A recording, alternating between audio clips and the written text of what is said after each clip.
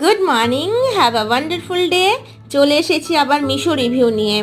মিশো থেকে আমি filter tap কিনেছি। তো এটা নিয়েছে 123, বাই 1 গেট 2 ফ্রি।